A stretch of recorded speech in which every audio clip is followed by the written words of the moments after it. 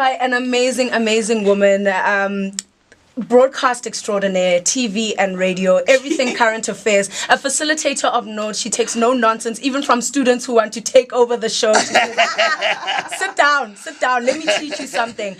Please help me welcome in studio, Iman Rappetti. Iman Rappetti! Hey! Welcome, welcome, welcome, welcome, Oh my gosh, I have never received a welcome like that. It's almost like a verbal defibrillator, like pow! I just had my chest jump started this morning. Verbal what? Defibrillator. Defibrillator. What is a verbal defibrillator? You know when your heart stops and the doctors rub those things together and they like fire it up and they apply it to your chest. Yes. Wow. That's what you guys did. Thank you. What love. Unexpected. And I thrive on love. Love is my element. Yes. So I appreciate the reception. And thank you for allowing me to, what is the word? Maybe slightly smaller Nyana take over your platform. So I appreciate it. Not smaller Nyana, just take it over. Whenever you wanna take it over, take it over. Thank you. What I love is we are mentored by Given.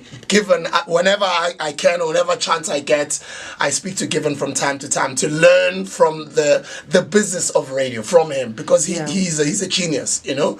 And so it's nice. We're all family. Yeah. We're all family. And it's nice that I can walk into his office most times whenever I want, because as you say, I think one of the biggest disconnects we have and the kind of dissonance in our society is that we can't access the people we want to emulate. Yes. We can't access the people who inspire us. And yet it's that connection that you talk about that allows you to kind of springboard somewhere else, because they futurescape the world in a way that we couldn't have conceived. Because you're living your creation right now. Yes. And that is incredible, because you took your GPS coordinates to success from other people who'd manifested it before. Your GPS coordinates to success. I like that. I've been watching you from day one. I worked in the newsroom at YFM and we would have the TV on all the time. And every time you came on, there's just this connection almost. It's odd because it's through a TV screen. There's this whole process before you reach me, but it always felt like you were talking directly to me. What is it about Iman that creates that sort of space where people are watching you, and now not just for the news, they watch because it's Iman? Wow. Well, I'm waiting for the LSM or the audience figures to confirm that, because I think you're being very generous. Thank you so much for that kind of feedback. I hear it from time to time. I don't know. I just think that you take yourself wherever you go. And if you are fully, at whatever point, in whatever moment, just yourself, you're not playing to an audience, you're not playing to the gallery, you're doing what is real. And you have that kind of visceral connection to people, because you feel it when you at work.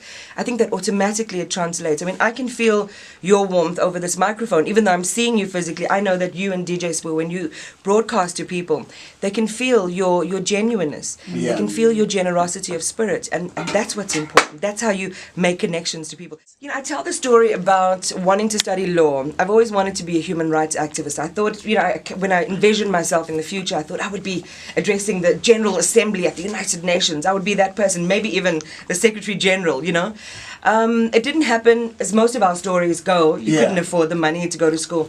I remember I went to my mom. She was cleaning the floor. You know how our mothers did, on her knees. Yeah, she was busy. And I said, Mom, I have to study. She's like, well, how are you in that colored voice? Oh, how are you going to study, because we don't have money? And my father passed away. Sorry. But it happened. It happened, and I did it. And journalism was a way to connect to all of those values that I think human rights lawyers connect to, about doing work that benefits our society. And just a quick one before we move to the next question. I'm so sorry, I'm so bossy. No, be yourself. No, take over. Take over. And I want to say it on your platform as well, and thank you for for allowing me the space to do so. We often refer to people as being voiceless. We talk about the media being the voice for the voiceless. They have a voice. They have a voice. They just need our platform and these microphones and our mirrors to make their voices louder and to show their pictures as they live it every single day. So that to me is this beautiful opportunity that people like yourselves are creating, and I'm able to do through my work. What is the biggest challenge, do you think, facing South African society right now, particularly women? Man, I mean, to pick one, because there's a portfolio of issues that keep us down, right? I mean, I'm thinking of Paddy Lehotla's stats from last week Yes. around Oh. poverty, and you think about the millions of people. What does it take to live on 441 Rand a month? We need to check our privilege every single day. Every day. The fact that we can be here and we've probably had something to eat, our concentration is locked and loaded, that you know that when you get money, it's going to enable you and empower you to do X, Y, and Z. That is massive privilege right there. And to take a few steps backward is to also understand that whatever you think, whatever you feel, has a right to be heard. That is the principle, almost fundamental thing that many, especially women in our communities, don't have.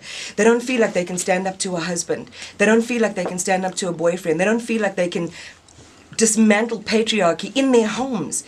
But once they do, once that penny drops and they're empowered through collective action by our community, supporting women's voices, then that voice will start to come out, and hopefully we won't see the kinds of things you talked about as you opened the set, about people, behaving in crazy ways and projecting that anger onto women. And it just so happens that some of those cases are the ones that we get to hear about that make it into the media. Imagine how many others that do not make it into the media. Think about your family, where you're from. How many in your own family were victims of abuse? Yeah. And we just tolerated it, and the family wanted to throw a blanket of silence over it because Family meetings, it disrupts that kind of the family chemistry. Why you want to cause trouble now? Why must you say something?